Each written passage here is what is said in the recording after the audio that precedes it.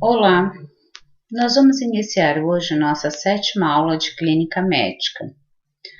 Hoje nós iremos dar continuação ainda na terceira aula das patologias do sistema cardiovascular. Só que hoje nós vamos falar um pouco do sistema hematológico, hema, sangue, né? Então, nós vamos falar um pouco, né? Como é formado o sangue, né? Aonde é formado o sangue? Há muitas pessoas que têm uma informação errada, né?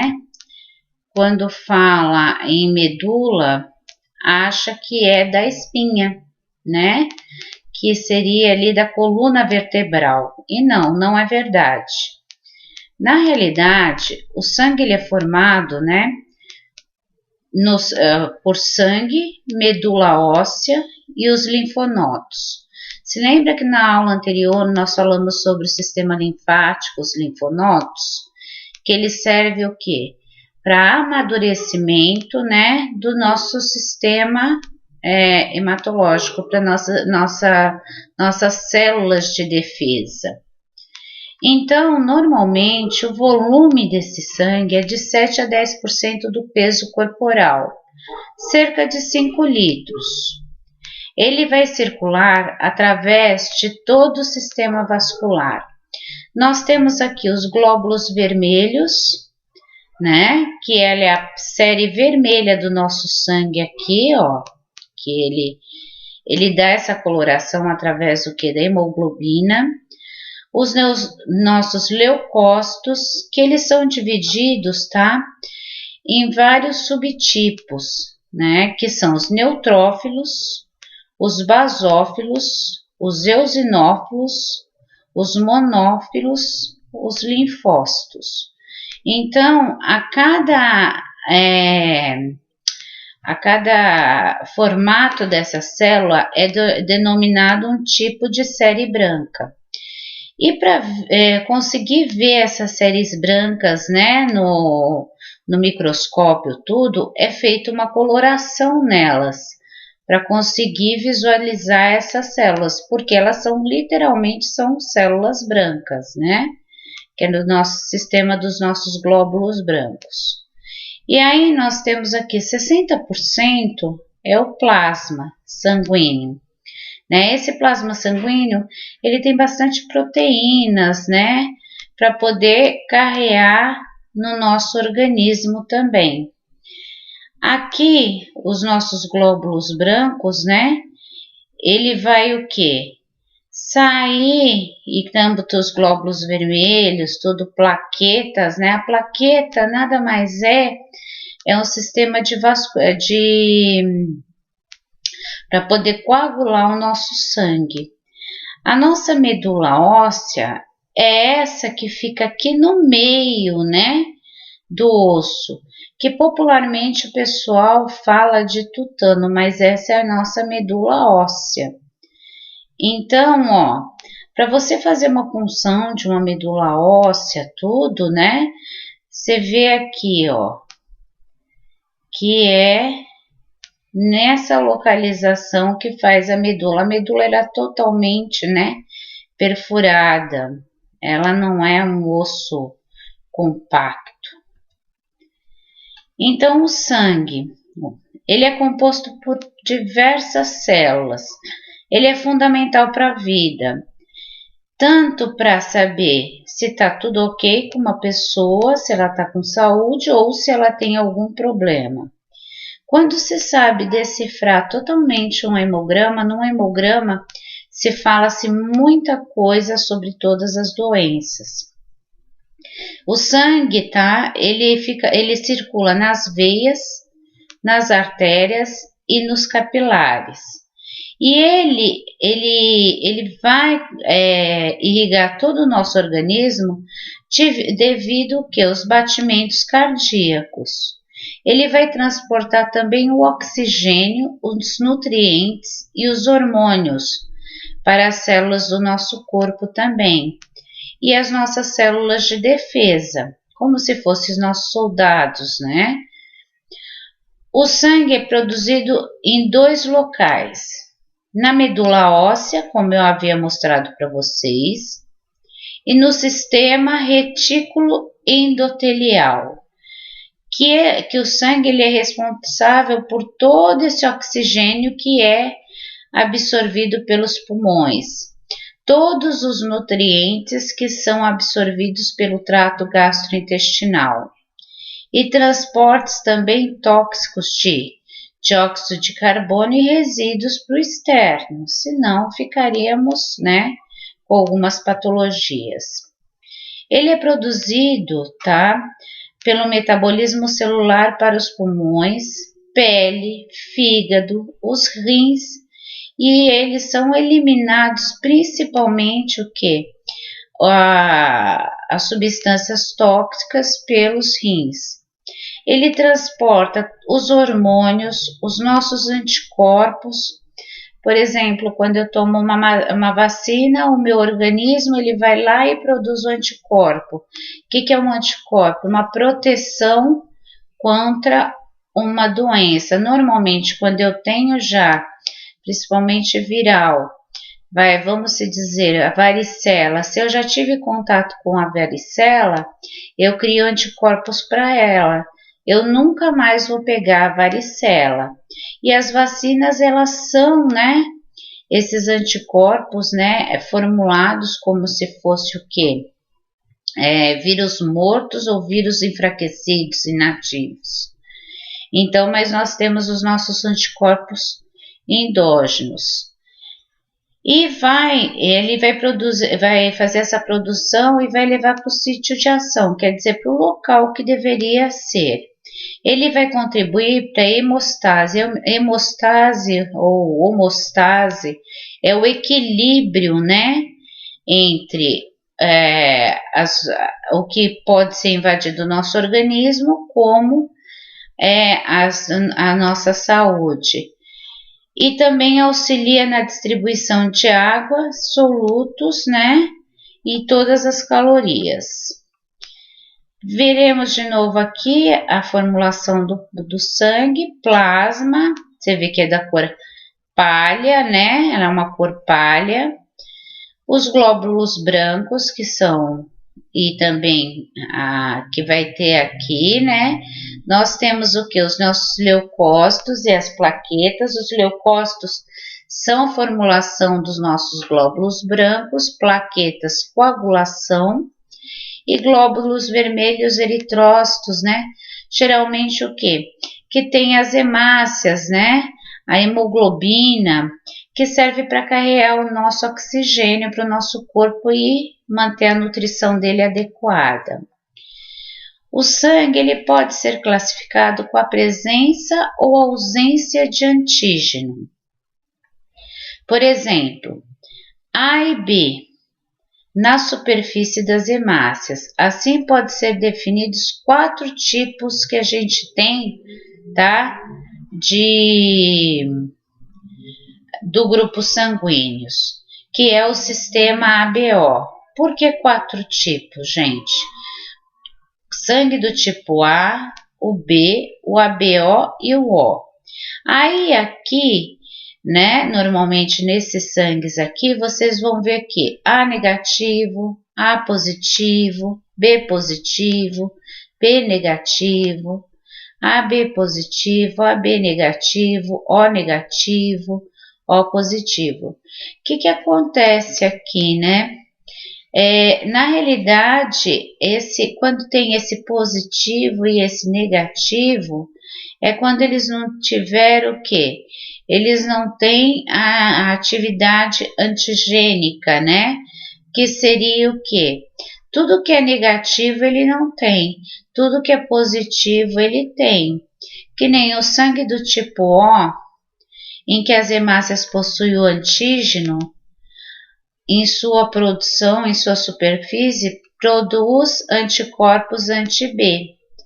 Que nem o A, se ele é A, ele vai ser anticorpos anti-B.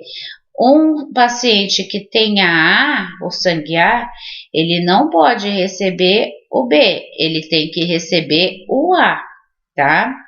E se ele é A positivo, ele vai ter que receber o A positivo, por causa do antígeno dele que tem aqui. Quando é negativo, que a gente chama de fator Rhesus, ele não tem anticorpos, né? Quer dizer, ele não teve nenhum contato, né, para ter esses anticorpos. Agora, quando ele é positivo, ele tem anticorpos. Então, o A, ele tem anticorpos anti-B, ele não vai receber. O B, ele tem anticorpos anti-A, ele não vai receber o A, ele vai receber o B. O ABO, ele possui os dois tipos de antígeno, então ele pode estar recebendo, né, os dois tipos. Agora, o O, né, não possui antígeno, havendo produção de antígeno A e B. Então, o doador universal normalmente, tá, é o O. E o O negativo, porque ele também não tem esse fator Rhesus, que é o negativo. O plasma é um líquido de cor palha constituído por proteínas e eletrólitos. O que a gente chama de eletrólitos?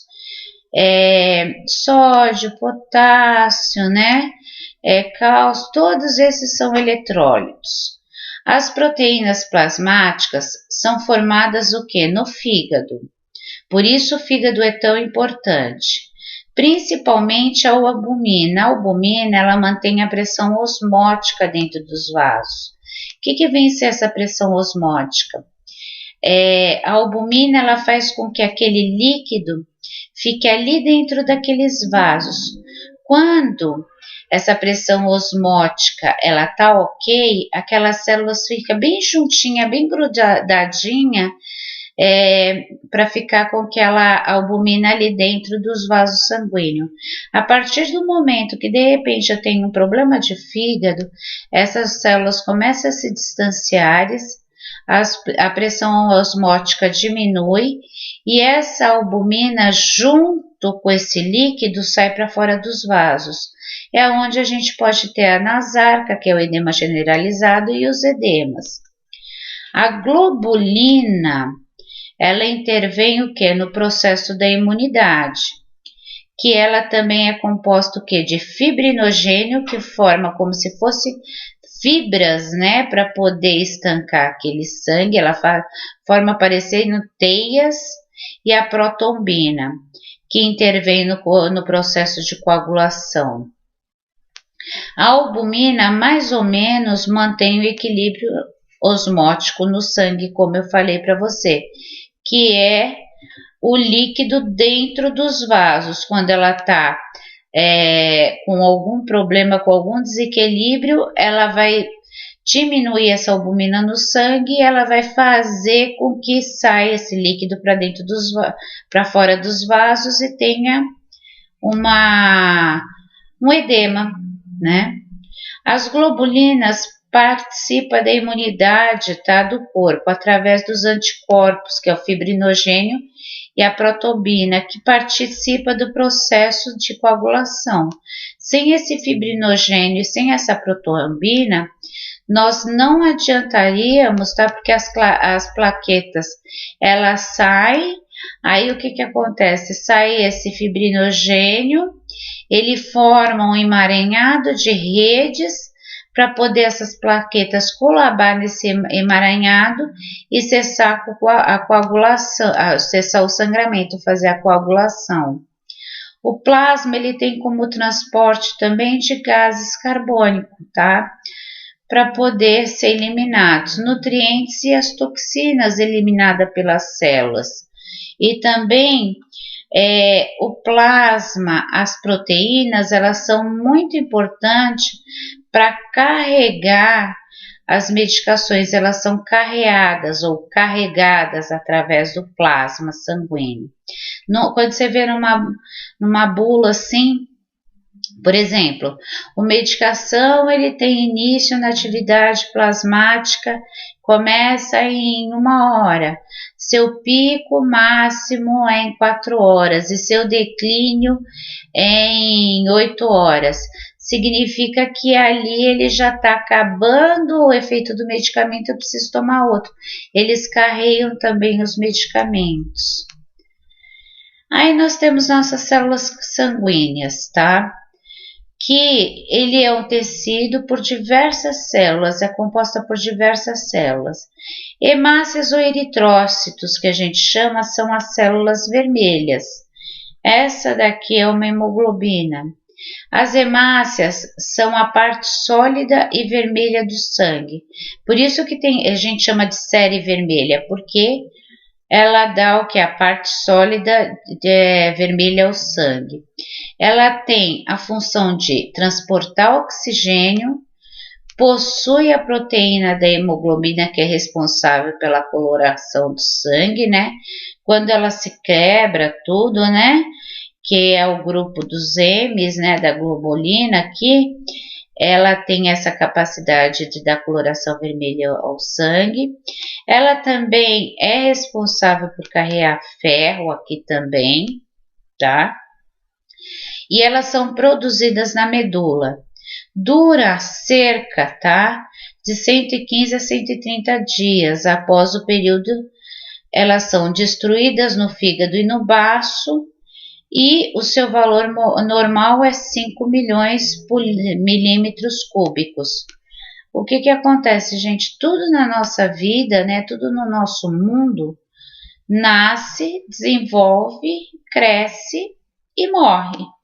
E as nossas células sanguíneas é a mesma coisa.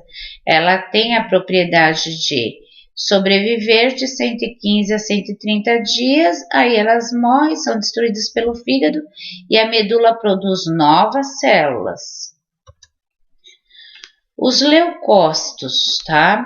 Ou glóbulos brancos, que é a série branca que eu falei, que para identificar ele através do microscópio, ele tem que ser o quê? Feita uma coloração, né? Tá vendo que as séries vermelhas aqui na foto e os glóbulos brancos que são os leucócitos. Eles são responsáveis pela defesa do nosso organismo contra doenças como alergias, resfriados, né? Então, ela é uma parte da imunidade de cada pessoa, é o seu sistema imune de cada pessoa. Elas são produzidas na medula óssea e nos linfonódulos, que elas são amadurecidas. Os leucócitos, eles são compostos, tá, de subgrupos, que são os neutrófilos, os eosinófilos, os basófilos, os linfócitos, os monócitos. E o valor normal desse leucócito, tá, ele situa-se de 4.500 a 11.000 por milímetros cúbicos também num adulto, a gente está falando isso.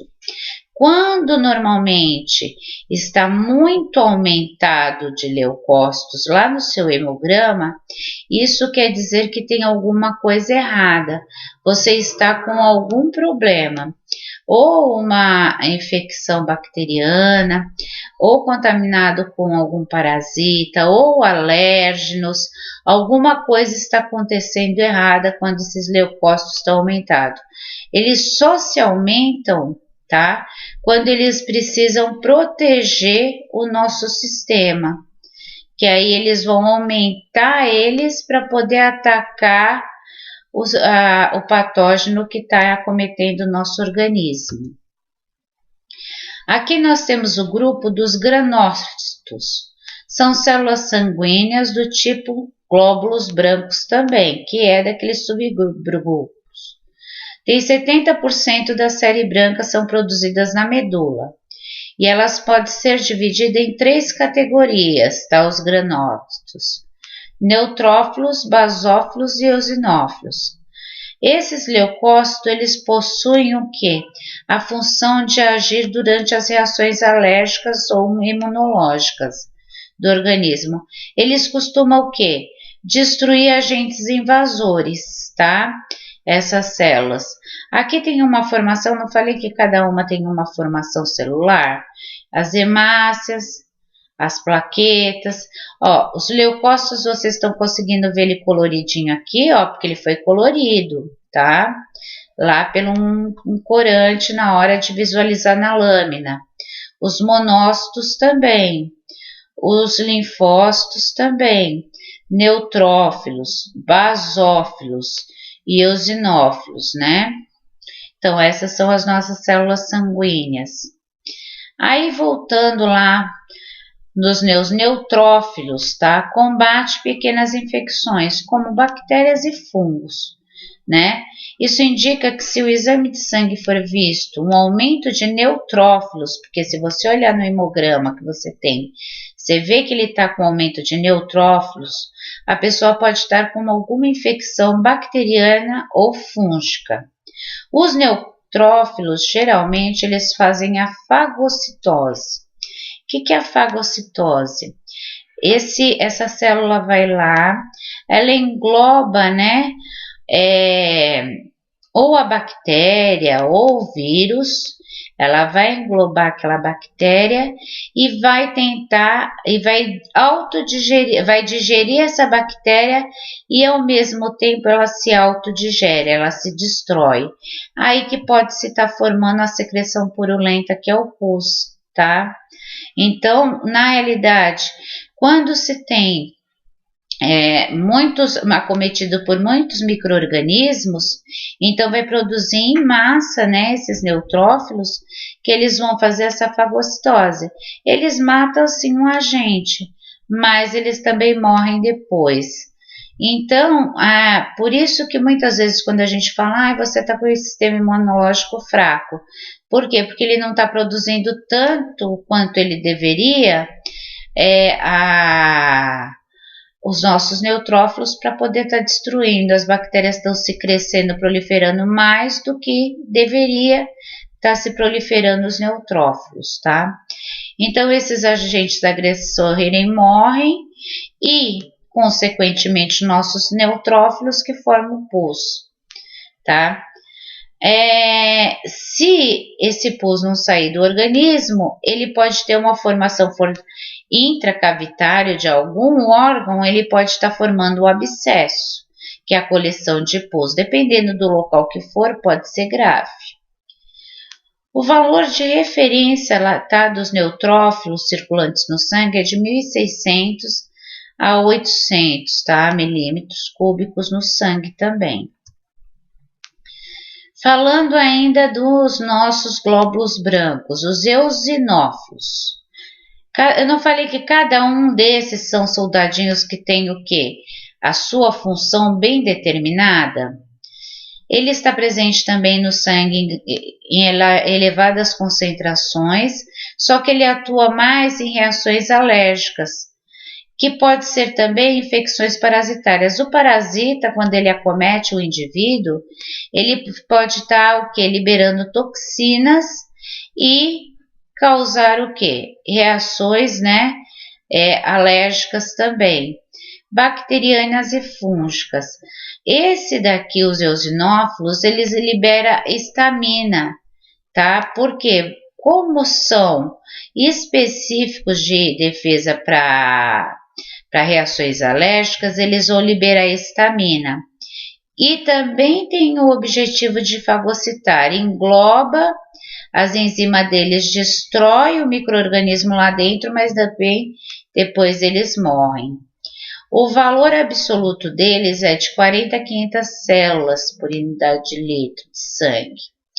Valor por relativo de 1 a 5%. E a porcentagem de eosinófilos em relação às outras células está no leucograma. Quando a gente fala hemograma, o hemograma ele está separado em a série vermelha e os leucogramas, que é todas essas outras células brancas também, tá? Que são feitos isso daí. E as plaquetas, que é a parte de coagulação. Aqui é um eosinófilo colorido, tá? Então, tá vendo que ele tá aqui, ó. Tá vendo que eles são os eosinófilos, já estão acometidos, ele englobou a bactéria aqui, o fungo, seja o parasita que for, E ele está agindo aqui dentro dele com as enzimas digestórias para poder destruir ele. Só que eles destroem ele, mas também se autodestrói. Os basófilos, outro da série branca, encontra-se normalmente aumentado em casos de alergias ou inflamação prolongada. Aqueles eosinófilos são inflamações, são reações alérgicas. Por exemplo, eu tive contato com um alérgeno agora, tive uma alergia agora e passou, né? Agora os basófilos eles já são uma alergia que já vai para uma inflamação mais prolongada, como a asma, a rinite, a urticária, por exemplo. Esses basófilos, eles possuem o que? Grânulos. Grânulos são essas bolinhas aqui em volta, tá? Isso são os grânulos, tá? Então, ele tem uma situação de inflamação ou alergia. Por exemplo, ele libera também heparina e estamina para combater, né, a parte, né, das crises de alergias também. E libera heparina como uma fase de coagulação caso acometa algum trombo, sistema vascular. E os valores normais deles são indicados, tá, com a quantidade total de leucócitos no sangue, geralmente é de 0 a 2%. Vocês veem que eles também precisam ser o quê? Coloridos para apresentar. Então, aqui é um basófilo, tá, acometido. Os linfócitos também são células de defesa, conhecidas como glóbulos brancos, que são produzidos em sua maior quantidade, tá? Quando há uma infecção, sendo um bom indicador do estado de saúde do paciente. Então, o que acontece? Quando você faz lá um exame de sangue, um hemograma, que tem lá o hemograma, leucograma, toda a parte de linfócitos, né? Aí a gente tem lá os valores normais de 1.000 a 5.000. Pô, eu tô com 10.000, então eu tô acometida com uma infecção. É isso que o médico vai detectar se você tá ou não, né? Com algum problema, alguma infecção, alguma coisa. Então, esses leucócitos, eles são o quê? De 1.000 a 5.000 milímetros cúbicos no sangue. Então, ele representa de 20 a 50% dos nossos leucócitos. Eles chegam aos nossos órgãos linfáticos periféricos através do sangue e da linfa. Ele sai da medula, vai para o sangue, depois para a linfa, vai amadurecido e depois volta para o nosso organismo. Os nossos tipos de linfócitos. Eu tenho o quê? O B, eles são células imaturas ainda, jovens. São produzidas na medula óssea. Aí eles vão lá para a corrente sanguínea para produzir anticorpo contra bactéria, vírus e fungos. E ainda sai imaturo, tá? Ele não amadurece. Já o T, ele já é produzido o quê? Na medula óssea também. Mas que depois que eles se desenvolvem, lá no timo, se lembra que nós vimos lá onde fica a localização do timo, que é um órgão linfóide, ele vai o quê? Porque é um órgão que vai desenvolver, vai fazer amadurecer lá os nossos sistemas de defesa. Eles saem maduros e dividem em 3 grupos. Um é responsável pela rejeição de tecido e destruição de células tumorais, eles. Tá? Então, esses linfócitos T, que já são maduros, são mais adultos, competentes, então eles vão destruir as células tumorais e vai ser responsável pela rejeição dos tecidos.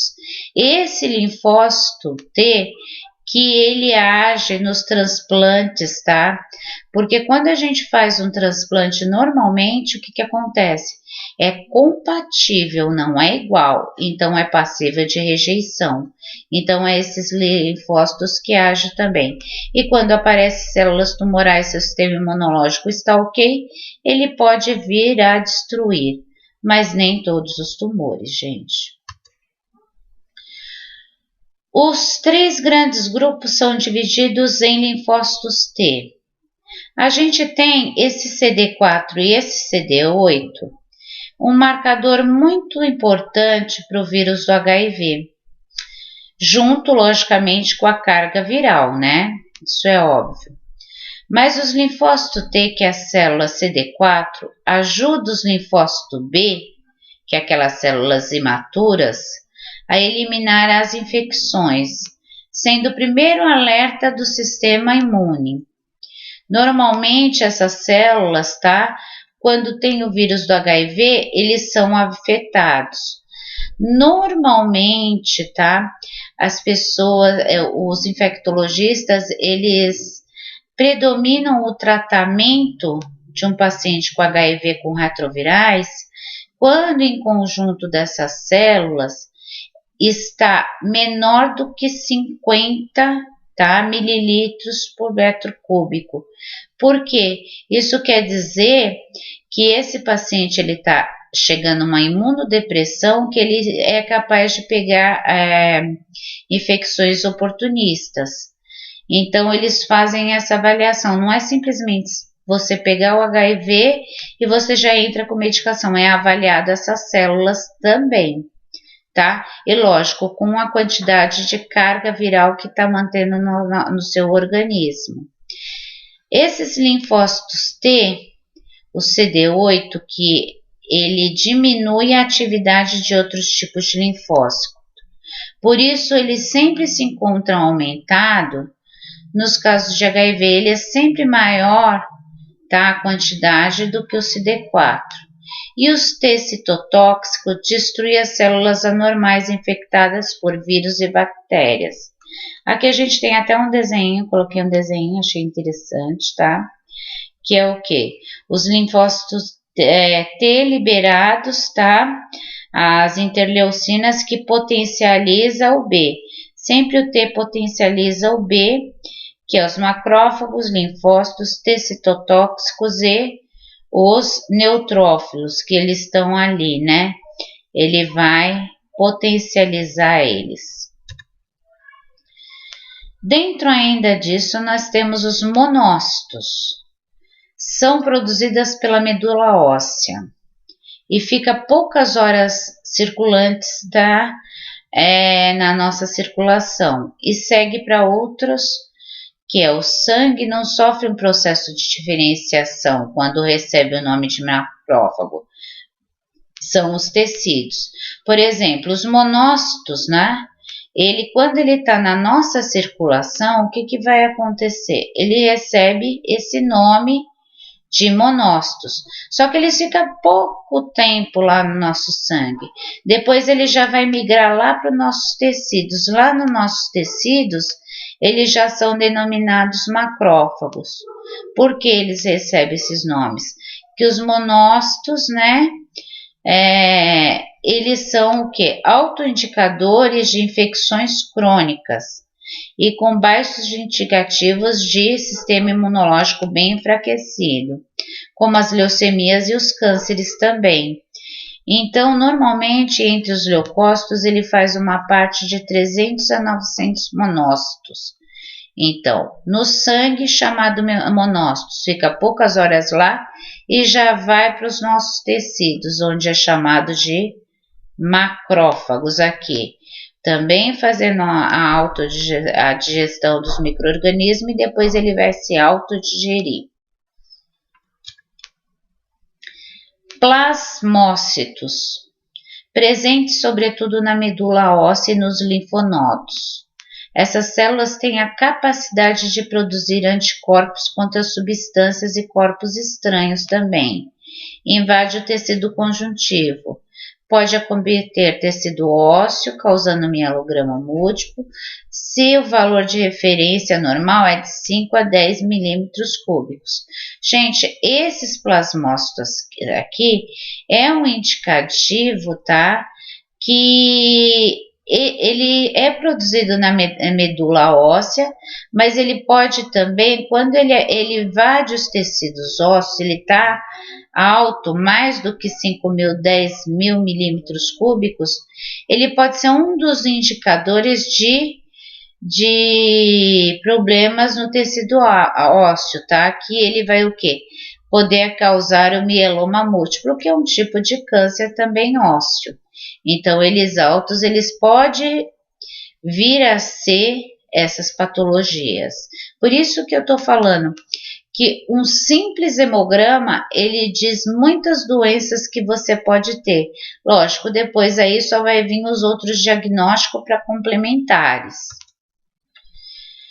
Então, o sistema retículo endotelial, que é a sigla SER, é um conjunto de elementos celulares que dão origem a vários aspectos, todos os organismos, e particularmente no fígado, nas células do fígado, de Kupffer,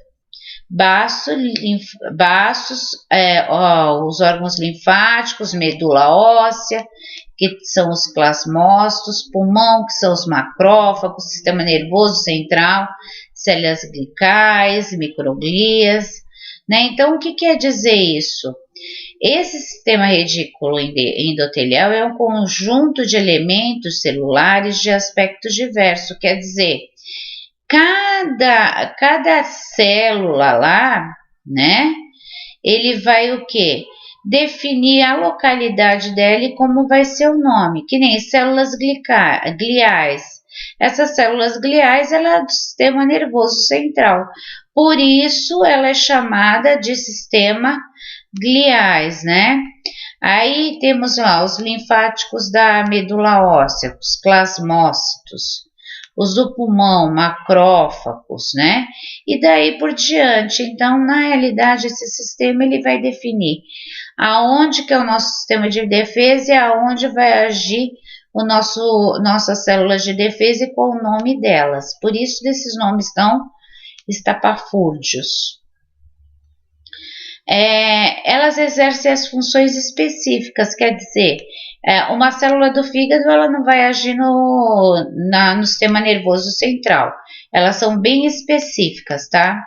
São relacionadas com a necessidade do momento, sua localização específica, sua defesa imunitária, produção de novas células, o poder dela de fagocitar as bactérias, de eritrócitos e substâncias estranhas.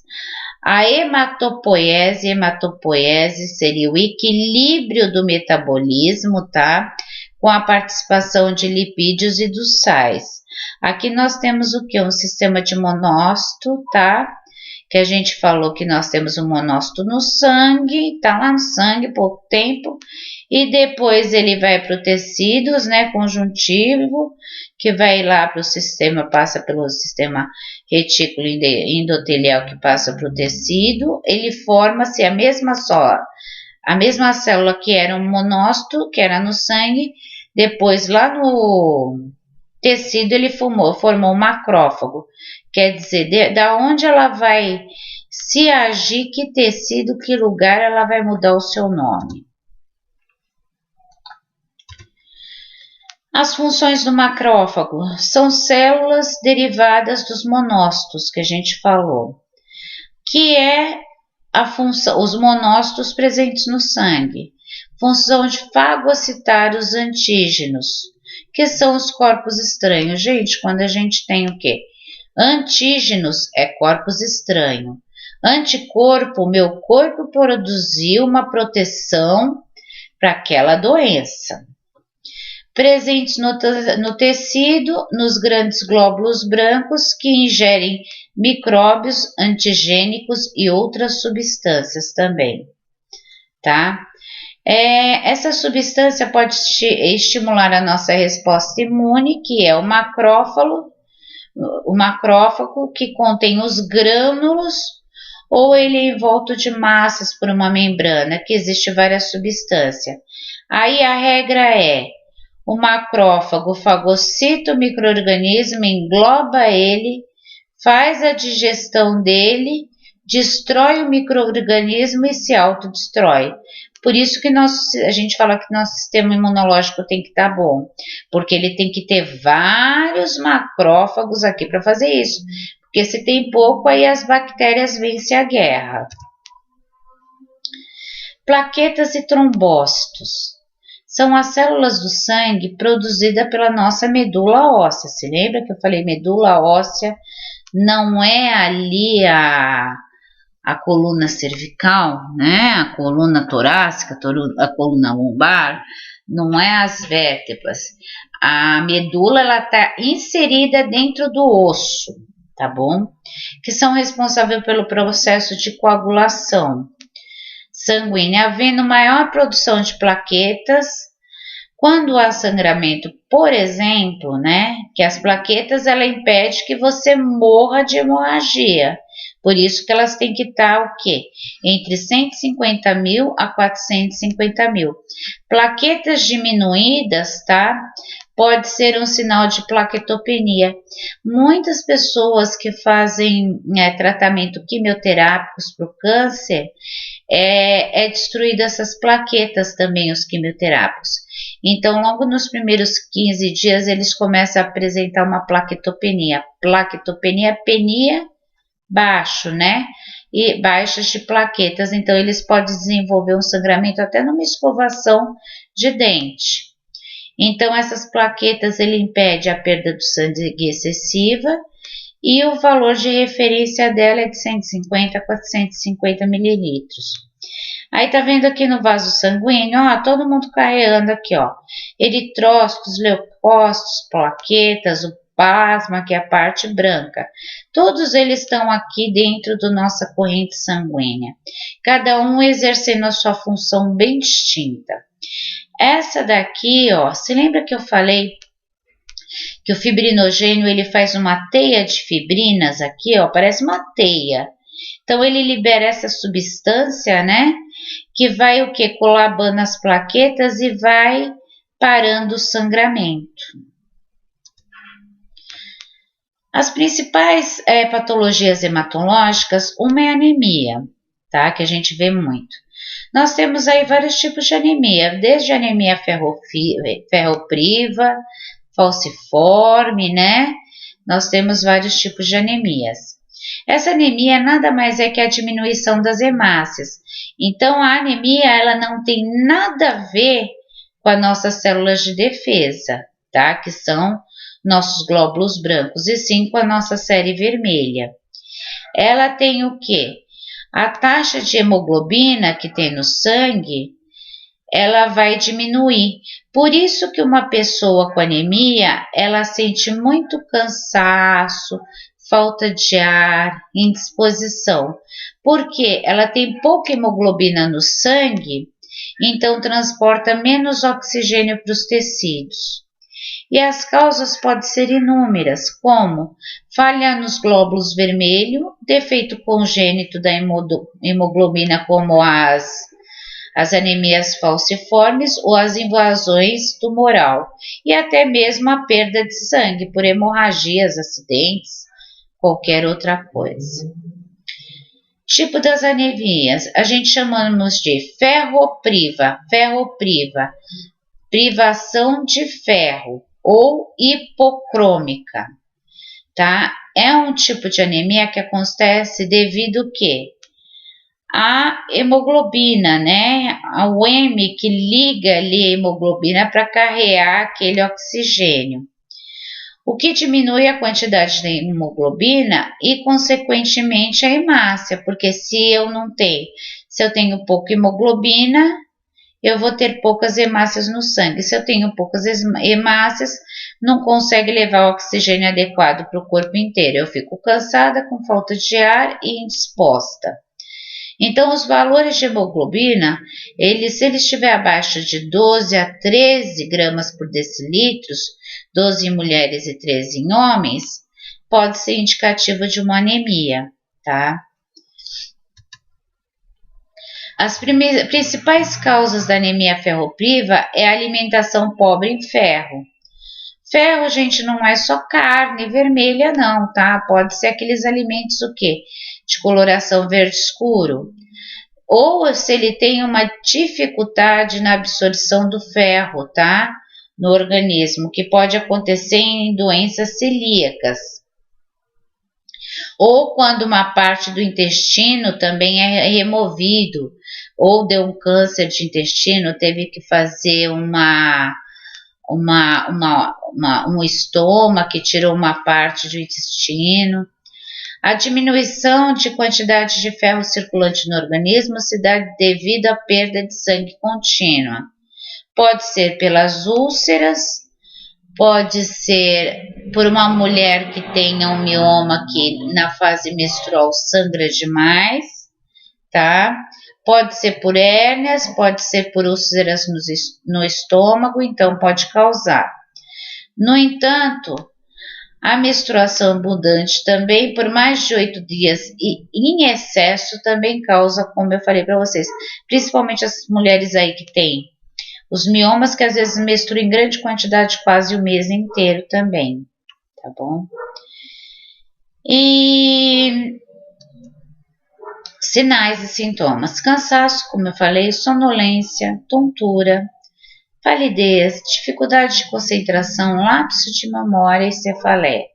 Tratamento: um hemograma, classificar, ver lá quanto está de os hematócritos dele, hemoglobina e tudo mais, e sulfato ferroso, que é medicação. A anemia ferrofriva, né, ela vai o quê? Melhorar, que a gente falou sobre as causas, eu acho que eu voltei. Assistência de enfermagem, ferro por via oral, sulfato ferroso, geralmente está após as refeições para diminuir o que? A irritação gástrica. E o sulfato ferroso é muito indicado a gente usar o que? Sucos cítricos, limão, laranja, porque tem uma melhor absorção. Oferecer uma dieta rica em ferro, fígado, verduras, carnes frescas, frutas frescas.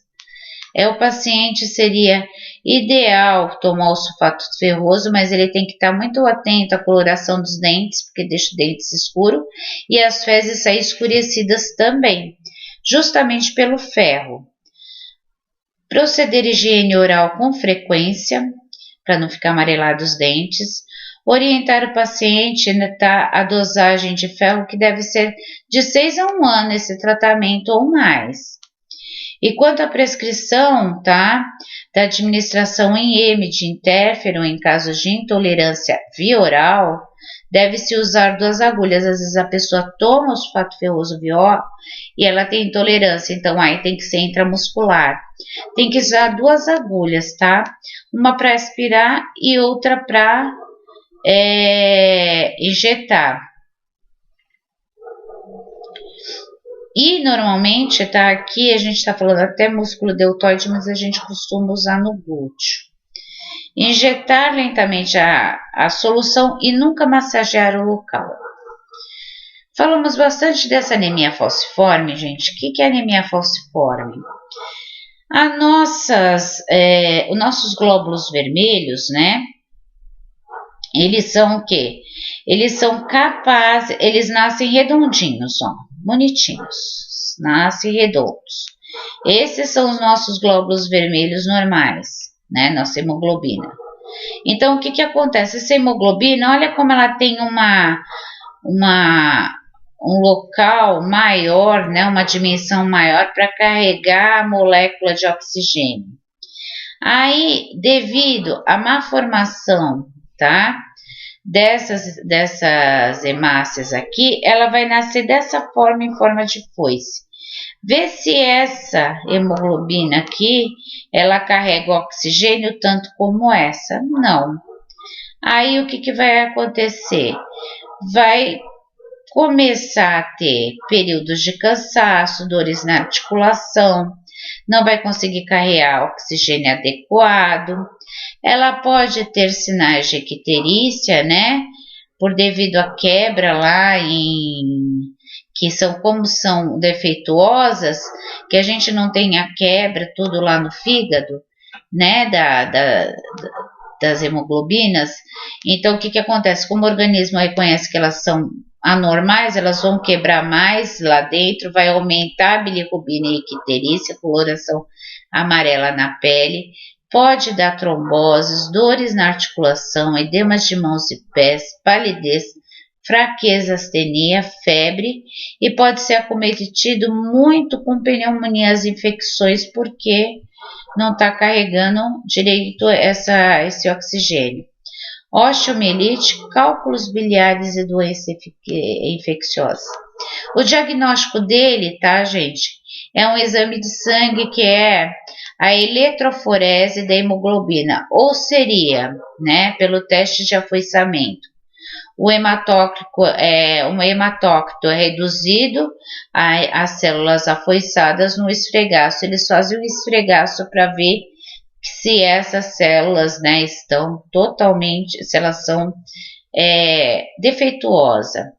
Os pacientes, tá, que são diagnosticados geralmente com essas crises de 1 a 2 anos. Todos os descendentes de um paciente com anemia falciforme devem ser pesquisados. Porque, gente, nós existimos só traços. Traços, beleza, quer dizer que alguém na família teve, mas ele teve um traço, não vai ser tão grave. Nós temos de casos mais graves até os mais brandos. Os traços são os casos do que? Um traço, 2 traços são casos mais brandos. Quando a gente fala, né, que realmente aquela pessoa tem a anemia falciforme, o que acontece? Por exemplo, o pai tem e a mãe tem. Eles se casam, eles têm um filho e essa criança ela vai nascer com um grau de anemia falciforme muito grande. E a predisposição da anemia falciforme são o quê? Em mais em negros. Mas, porém, todavia, a gente sabe que nossa sociedade, né, nós somos todos misturados, né? Por mais branco que nossa pele seja, lá atrás a gente teve algum antecedente, né, negro. Tratamento, tá? É feito com uso de medicamentos, algum pode ser o quê? Como antibióticos, se tiver pneumonia, analgésicos para dor, ácido fólico para melhorar nessa anemia e transfusões de sangue. Porque como essa anemia falciforme, né, essas hemácias, elas são destruídas maciçamente, precisa tomar transfusão sanguínea para ter hemácias novinhas, bonitinhas, saudáveis para carregar esse oxigênio. Cuidado de enfermagem, aliviar a dor com analgésico, proceder curativos, tá? Em caso de alguma lesão, que já que não está oxigenando muito, pode ter algumas úlceras, né, em membros inferiores. Repousos, estímulo à hidratação, exercício físico respiratório e pesquisa de alguma infecção.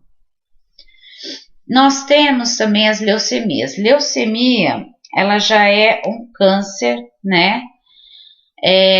Um câncer ela começa o que? Na medula óssea. A leucemia é um tipo de câncer que afeta as células o quê? Brancas, no nosso sistema o quê? Nossos glóbulos brancos. Também conhecida como os nossos leucócitos. Essa leucemia vai afetar os nossos leucócitos, que é as nossas defesas, como nós falamos. Essa doença começa lá na medula e depois pode se espalhar através do sangue e vai o quê? Impedindo ou atrapalhando a produção desses nossos glóbulos vermelhos, que é as plaquetas, e glóbulos brancos. E por isso surge anemia e infecções de hemorragia. Gente, a leucemia, o tratamento dela depende muito, tá, do estadiamento, o estadiamento que a gente fala é se essa pessoa tá mais grave, menos grave. Aí existe todo um protocolo que os médicos têm para cuidar dessas leucemias, né? Você vai fazer transplante de medula, você não vai, você vai usar só químio, né? Então existe todo um protocolo para cada estadiamento, para cada, como ela tá, se ela tá mais complicada ou não. Aqui, ó, o normal, glóbulos vermelhos, você vê, ó, bastante glóbulos vermelhos, ó, os glóbulos brancos, né? Alguns só para poder fazer a sua defesa. Já a leucemia não, ó, os glóbulos brancos aqui, ó, muitos glóbulos brancos e os glóbulos vermelhos já se destruindo. Uma das principais investigações de leucemias, tá? São essas petecas que dá no organismo sem motivo nenhum, seguido de febre e aumento dos gânglios linfáticos, principalmente dos linfonódulos ali da região cervical do pescoço. Aí é uma coisa para se investigar. As causas é desconhecida, gente. Todo mundo acha que pode ser por exposição de radiação, vírus, predisposição genética. Mas os primeiros sinais de leucemia, como eu falei, são a febre, que segue-se com calafrio, suor noturno e emagrecimento sem nenhuma causa. E também os linfonódulos aumentados, esplenomegalia, o baço ele fica aumentado, já que ele também é um órgão, né? Que ele possui o que? As células, né? Que é um órgão linfóide. Anemia, que se lembra que vocês viram um monte de células brancas e poucas células vermelhas. Anemia, palidez e cansaço e sonolência. Vai diminuir essas plaquetas, vai ter umas dor geralmente óssea nas articulações, muito predisponente a pegar infecções fúngicas e candidíases, já que o sistema imunológico dele está baixo. Equimoses, que vai aparecer manchas arroxeadas na pele, mas sem ter batido nada. Sangramentos nasais, por quê?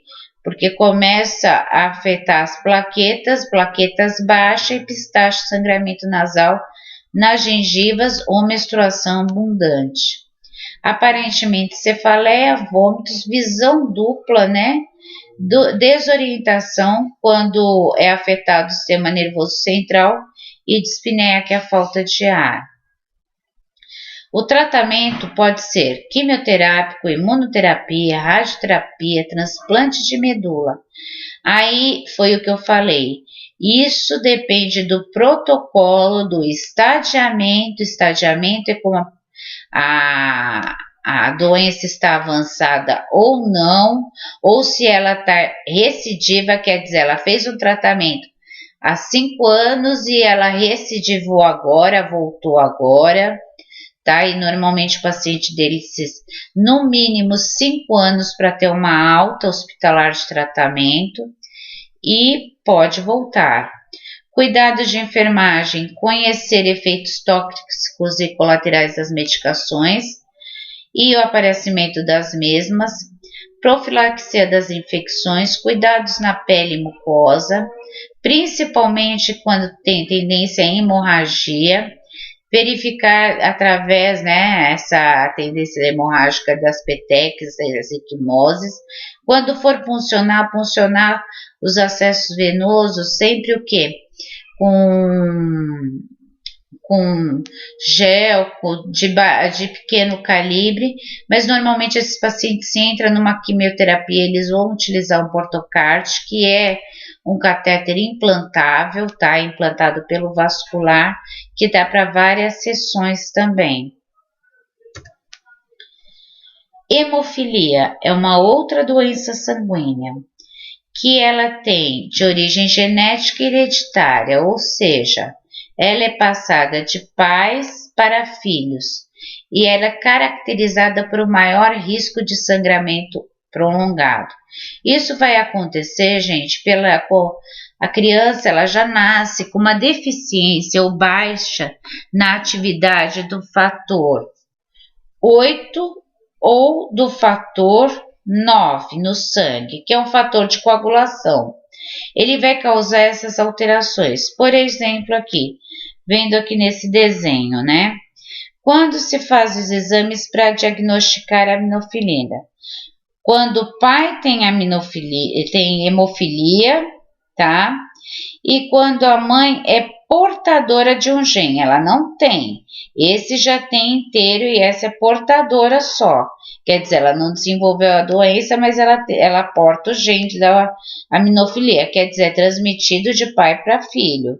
Pai, mãe para filho. E quando a criança tem o sistema sugestivo à hemofilia, quer dizer, está muito sugestivo ainda. O pai a mãe tem, é portadora, tem alguns traços. Então, vamos ver a criança. Nós temos aqui o tipo de aminofilia, né? Geralmente, o tipo se classifica pelo tipo A, que é os níveis reduzidos do fator 8. E o B, que são os níveis reduzidos do fator 9, que é o tipo B, que nós podemos ter hemofilia tipo A e hemofilia tipo B. Por quê? O que vai se caracterizar se é A ou B? Pelos fatores de coagulação, A ou B.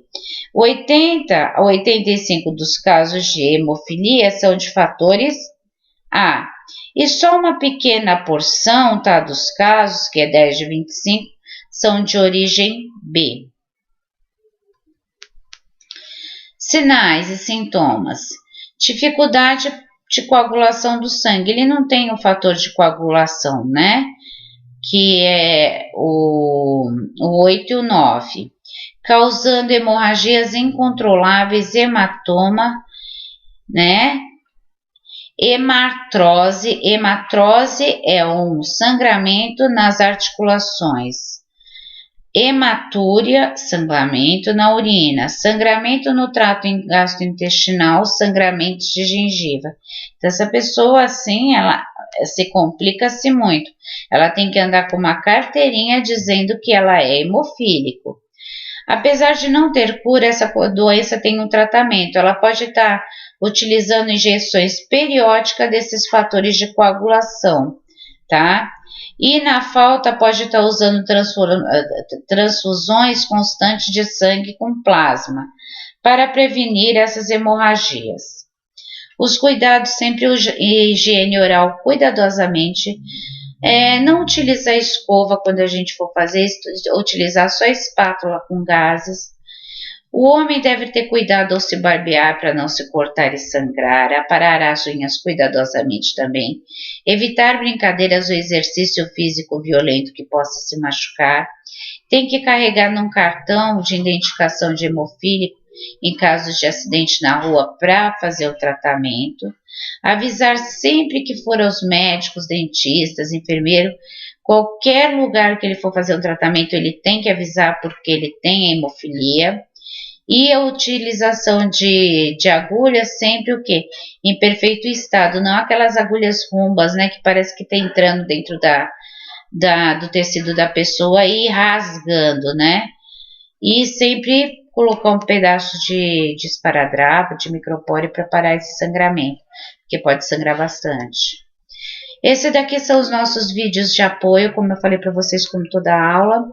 Coagulação do sangue, fluxo sanguíneo e invasão de vírus, a vacinação e o sistema imunológico, anticorpos, sistema hematopoético, plasma sanguíneo, doação de sangue, hemácias ou eritrócitos, leucócitos, granulócitos, que a gente falou, a aula de leucócitos, um resumo, anemia falciforme, leucemia, transplantes de medula e hemofilia.